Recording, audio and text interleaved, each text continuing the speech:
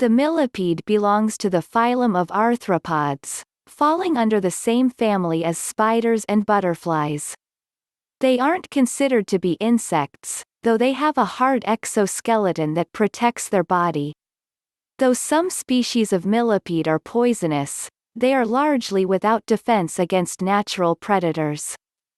They have no pinchers, stingers, or claws to deter the animals that hunt them, and they don't even bite. At the most, they'll release a toxin that creates an effect that is similar to an allergic reaction. Though the millipede and the centipede are easy to confuse, there are a few major differences between them, starting with their classification. While both the centipede and the millipede are arthropods, only the millipede belongs to the Diplopoda class. The centipede, on the other hand, belongs to the Chilopoda class. The way that the legs are sectioned along the body differs as well, since millipedes have 2 pairs per fragment, while centipedes only have 1 pair. Additionally, the antennae make them easy to differentiate, since millipedes have short antennae, and centipedes have long.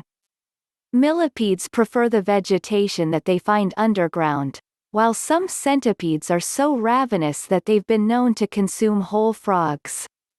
While centipedes bite, millipedes do not.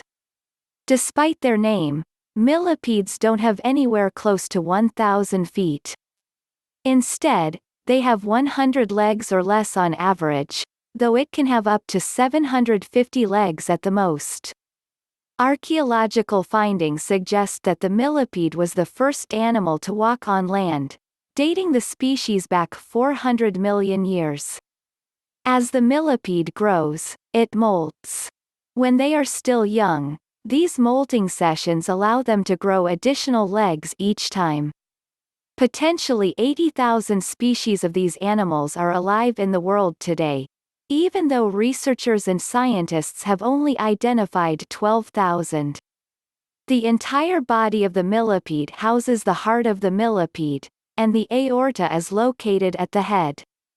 Even though the word millipede comes from a prefix that suggests that they have 1,000 legs, no recorded millipede has ever had this many. Their scientific name is much more accurate in the description. Diplopoda comes from New Latin's word, diplopodus, which literally translates to double foot. This interpretation is likely due to the 2 pairs of legs that each fragment of their body has.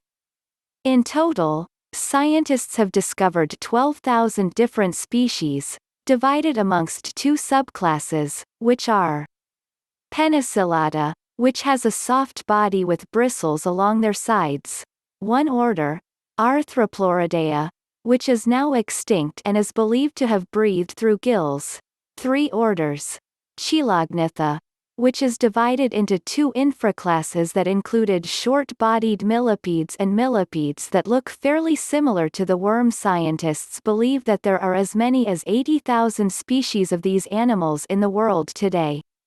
Much like other arthropods, the animal has an exoskeleton, though there is a species of extinct millipedes that have had a soft exterior. As small as 2 millimeters, or as giant as 35 centimeters. They are typically either brown or black, broken up by bright colors to indicate that a certain species is poisonous. Though they only have 1 pair of antennae, its use is unknown. The legs are an easy way to tell what kind of animal you see. These animals have an average of 100 legs, but there are some giant variations that can have upwards of 750 legs. The legs are jointed, and each section of the animal's exoskeleton has 2 pairs. Considering how many different species there are, they are found on nearly every continent. They prefer to burrow in their natural habitat, which often consists of warm and moist soil. Their environment must be humid, even if they are kept as a pet in an artificial habitat. The only area that has yet to become the habitat of the millipede is Antarctica. This animal is a detritivore, which means that it eats dead organic matter in the earth like damp wood pieces, decayed leaves, and other materials that naturally exists in their moist habitat underground. However, these potential scavengers won't allow themselves to go hungry. If the land becomes overly dry or they are unable to consume the detritus that they normally eat, they'll go after living plant life to satisfy their appetite.